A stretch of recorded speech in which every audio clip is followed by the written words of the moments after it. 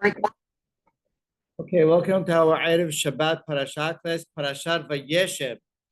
Hashem's standards for the perspectives of Sadiqim in this world. And they are great. Hashem has expectations as to the attitude that the righteous should have and the approach that the righteous, the pious, the great people of our nation should have in this world. And the Torah demonstrates how high he holds those standards. The first pasuk in our parasha, as is the case with many parashiot, is ambiguous, is esoteric, is puzzling in certain ways. Let's read it. Let's figure out and calculate the questions that are obvious, and let's unravel and try to dig deep into what HaKadosh Baruch Hu normally does with the first Pisukim of Parashiot, and that is present to us not just segments of stories, but grand pictures of life. Okay, we start our parasha after last week's very turbulent parasha. Vayishlach, finally, Yaakov's in Israel, he's back with his father. He's gone through a lot of obstacles, the whole Dinah incident that we focused on last week. And he's settling. He's settling. Where is he? He's in Hebron. He's in the place of his grandfather and his father. And the pasuk starts off the parasha so peacefully. Vayesheb Yaakov be'eres mechure aviv be'eres Canaan. What's wrong with this pasuk, so to speak? Isn't it way too obvious? Is there anything that seems even necessary? Is there even one word in this pasuk that seems necessary? Let's just, in general, look at the fact that he's conveying to us that he settled and dwelled in Eretz Canaan, in Israel. Did that just happen now? Of course not. It happened in last week's parasha, over and over again. He came to Sukkot, then he went to Shechem, then he went to reunite with his father finally in Hebron. But he's been there. Yaakov Abinu is in Israel now for a number of years. It's not news. We'll call it question one. Question two. Vayesheb Yaakov. Let's attach an English translation to that. Dwelled, settled, Vayesheb Yaakov, be'eres, in the land of Mechure Abiv, the land of the sojourns of his father or his ancestors. Why not keep that consistent? Vayesheb Yaakov be'eres yeshivat aviv, or Vayagor Yaakov be'eres migure aviv. Keep that descriptive term consistent. He lived in the land of his forefathers. See how I just said it in English? It sounded consistent. Well, lived in the land that his forefathers lived. Why use Vayeshev then switch over to Mechure? How about this one? Be'eres Mechure Aviv. What is that describing? Obviously, the land of his sojourns of his fathers, Israel. Be'eres Canaan. The redundancy also for the mix there. So we know that it's not a coincidence that these Pesukim that start Parashiot are open-ended so often, all the time almost. And that Hashem has therefore opened it up for rabbi speeches throughout the ages to focus on that first pasuk, because indeed in that first pasuk, as we said, there's much more than just specifics, details, plugging in the gaps of storyline.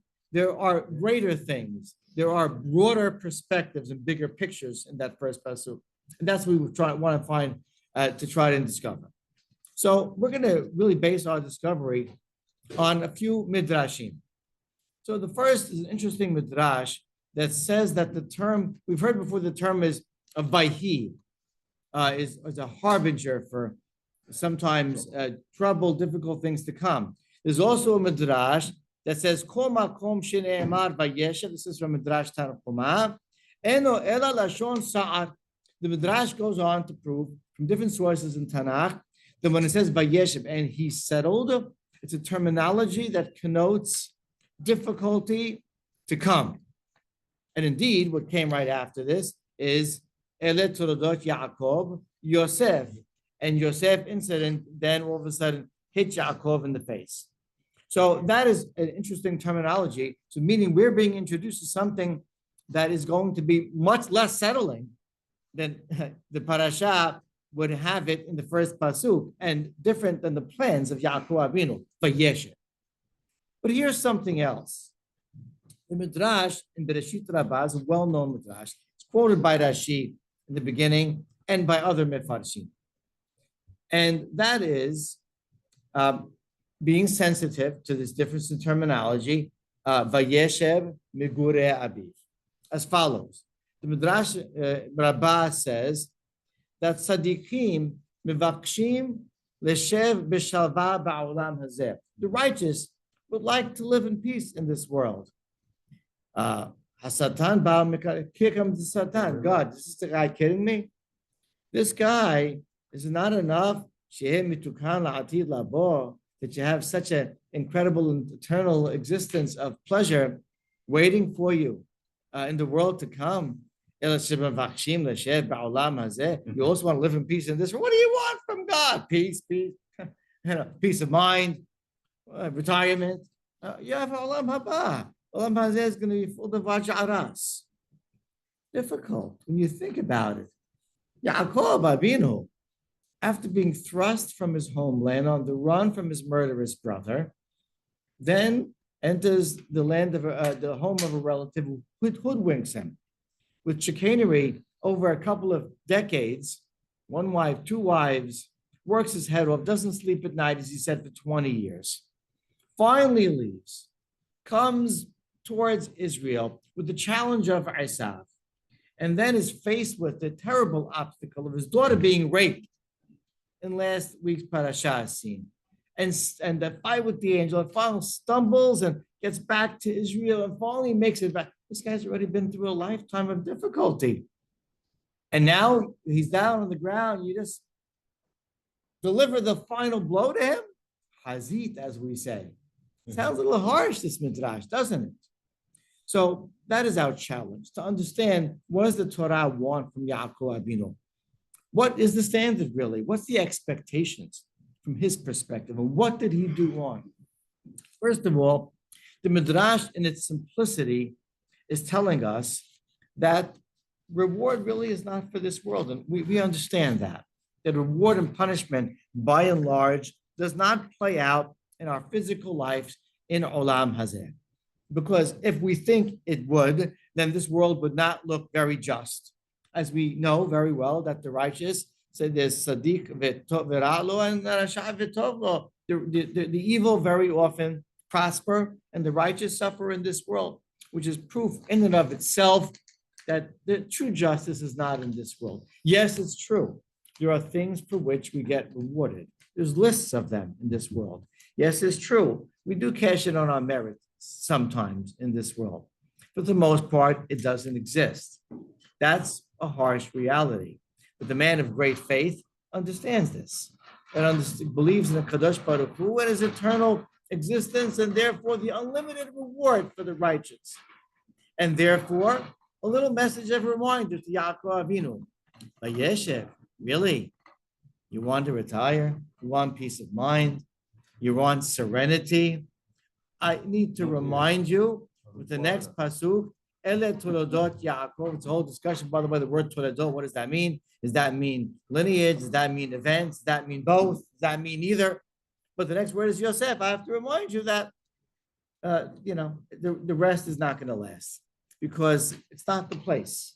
It's just not the place. And therefore, Vayesheb Yaakov, only to be disturbed in the next pasuk with the story of Yosef, because Sadiqim, carry the burden even more than your regular person of the difficulties of Am Yisrael on their shoulders. It sounds not unfair, but it is fair. We know it's fair. But there's more. There's more. Let's do that contrast. This is what the Midrash was sensitive about. Vayeshev Yaakov. Where did Yaakov want to dwell? He wanted to dwell in the land of Michure Abiv. Why is Israel described as that? Gad. What did Abraham Abinu described himself as. Ger v'toshav anochi imachem. What did Hashem tell Yitzhak Abinu? Gur ba'aretz hazot. The implication, of course, is temporary, is fleeting, is non-permanent resident status, is a stranger in a land not theirs. Now, if you recall, well, it's really a fast forward, but Torah's never-ending cycle. So if you recall, in Parashat Vayera, in the book of Shemot, where Chazos Baruch Hu began that parasha with a rebuke to Moshe Rabbeinu, because Moshe at the end of Shemot, rather, after accepting the helm of leader of Israel, and went to Pharaoh and said, "Let my people go," and the guy said, "Are you kidding me?" Right? And he goes back to Hashem and says, "Hashem, I don't understand. You just made it worse for me." And Hashem says, "Sit down, son. I got to teach you a lesson." Va'era, right? It's Hak v'Yaakov be'el Shaddai, right? Shmi Adonai lo nodati lahem. And he says, I promised the forefathers the land, this land of Canaan, Eres migurehem asher garuba, the land that they were just strangers. They managed to live their whole lives on a land, what a tease, that was promised to them. And no, not yet. It's not yours. You're just strangers for now. You're sojourners. You're temporary dwellers. And yet their faith was unshaken. And Moshe Rabbeinu, for a few minutes on the job, you're complaining already. You want immediate results. You want immediate satisfaction. It doesn't happen that way. So that word was used already as a rebuke or in the future for Moshe Rabbeinu. So too, Yaakov is right now has a frame of reference smack in his face with his father and grandfather. Vayesheb, you wish to dwell, to settle, to be in peace, to retire on the land of Migurei Abiv, where your father and grandfather maintained an attitude of non-permanency, of non-settlement, of non-peace of mind, of migurim, of being just strangers floating along the land. They understood that. They never questioned at all, ever, to be strangers. And this very much implicates the fact that, Yaakov Avinu should know better than anyone else, because he was the father of exile and return, exile and redemption. And we'll get back to that for a moment. But there's that idea that when you're a Jew, you have to accept the fact that until the end comes, you're just a gid. So take it easy, Yaakov, with your settling. Vayesheb. It's Migurei Abiv. And then that word, if we can just focus on that some more, also has implications for what Yaakov, Abraham, and Yitzhak understood. And what God really expects from not just the righteous, from everyone to understand, that the Eres, the land, Vayeshid bara Elohim et hashamayim et haaretz, the universe, the world here, Olam hazeh, planet Earth. It's just a place of magur. It's a place of gur ba'aretz hazot. It's Eres migurehem. This is a temporary, fleeting existence of ours. It's short term. It's easy come, easy go. We're in and we're out. We have a short stay over here. The righteous had that at the forefront, front and center of their mind at all times. That's not depressing. It's a life of perspective. It's an understanding that here we are, take advantage of every moment of every day. It's a short stay. Olam hazeh domeh porozor, as it says in Pirkei Avot, it's just a hall to get to the ballroom. It's just a means to the end. It's a conduit. That's all it is. It's a short stay. It's not the place for Vayesheb. Stop trying to retire in Florida. No offense to the people that do, right? But that's not the objective. Not the objective is, hey, do what you can here, because you're a stranger here and you're a short-lived existence. You're a sojourner here. You travel through temporarily. Keep that in mind. That's a standard that really all of us, it's very healthy, need to embody and live. But Yaakov Avinu actually, says Hashem, is deserving of a little adjustment of perspective. Vayesheb, Yaakov Avinu. Just know about, and this is part of the Midrash, Olam Haba, ring a bell, Sadiqim, the righteous, the big picture, what we're here for, eternal existence. This is Migurei Abiv. Avraham got it, Yitzhak picked that up. I need you to be on the same page as them. Don't try in their land of sojourn, temporary, fleeting existence to be a permanent resident. It's not the way us Sadiqim think. Of course, there is also this idea of planning. Really, this midrash was not meant to be that critical. It certainly wasn't the punitive midrash. It wasn't that which stated that, oh, because Yaakov Avinu wanted to do that, that wasn't really the spirit of the midrash. Rather, it was sort of an adjustment of attitude. What the midrash criticized were Yaakov's plans. Yaakov wanted everything to fit together nicely. He had plans. This is the way the rest of his life would play out. And Hashem came and said, oh, yeah? Because man plans and God laughs, as we say. And really, full, complete emunah. Of course, Yaakov Avinu, the great forefather of emunah, had. But relative to his grandfather and father, Hashem is right now giving him a little eye-opener. And that is that you can plan, and you should plan, and you should take responsibility. But when it comes down to it, there is a plan that is already waiting for you. And sometimes when it seems like things aren't going right, it really just is your plan not aligning with my plan. And who's going to win out? And who's correct? Right? So when it comes down to it, if things do match, then Hashem's like, okay, your plan came to fruition. Well, thank you for facilitating my design. And if it doesn't work out, then it's just Hashem saying, if it fails, then thank me for helping you divert you from disaster. Because it seemed like Vayesheb, okay, now I'm 60, now I'm 70, now I do this, now I do that. Okay, maybe, maybe not. But it could very well be that if that doesn't work out, it definitely is, that there is something very wrong with that, unbeknownst to you, and I have something very right waiting for you. Yosef is right. Of course, Yosef is right. Of course, every story that you experience, whether it's the Dinah, the Esav, the Laban, the Yosef, it's all right.